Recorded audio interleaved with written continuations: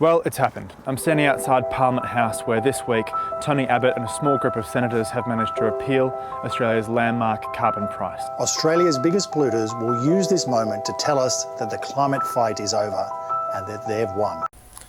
Hang on a minute, aren't you a responsible Australian who should be talking about the facts of the matter? This is a majority vote. This is about people who believe that the carbon tax is inappropriate in its current form and that it should be modified or eliminated altogether. Why are you pretending that this is a fight between good and evil?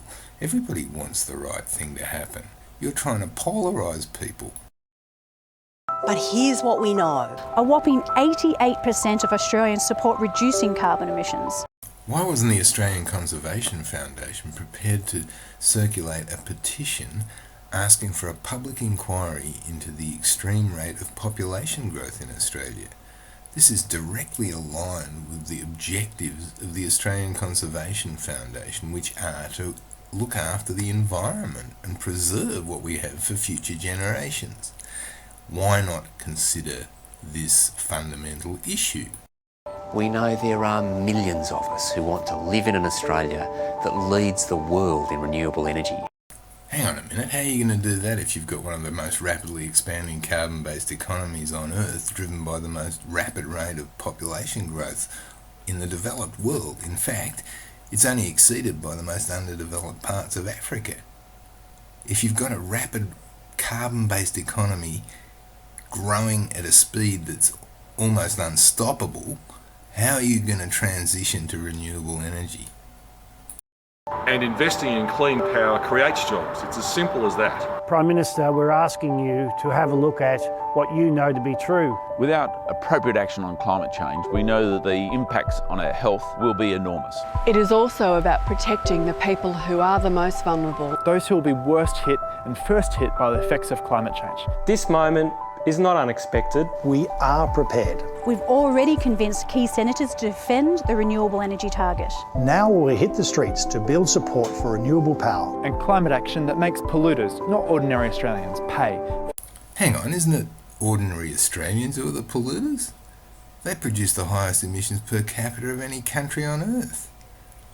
And you want them not to have to pay for doing that, and you want to blame some imaginary evil empire for being the polluter. What is this? The price of carbon pollution. Right now, we're looking forward to gearing up for the next big fight. If our government won't act, We will. We'll start from the grassroots and we'll build up to win. We urge our leaders to think of their children and grandchildren. And the future generations who will bear the cost of bad decisions on climate change. Hang on, aren't bad decisions on population growth a key driver of emissions growth and the problems that are going to be caused by it? We'll work to secure a clean energy future and a healthier, Fairer, More secure Australia. We need as many Australians as possible to stick with this fight. Are you in? are you in? Are you in?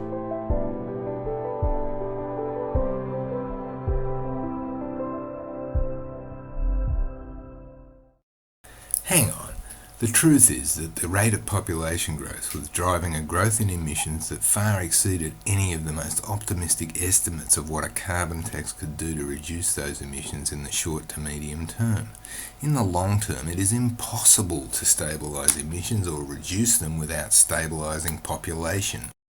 If you destroy your own environment and your own economy through overpopulation, how are you supposed to provide philanthropic foreign aid to the people who need it most in the developing world?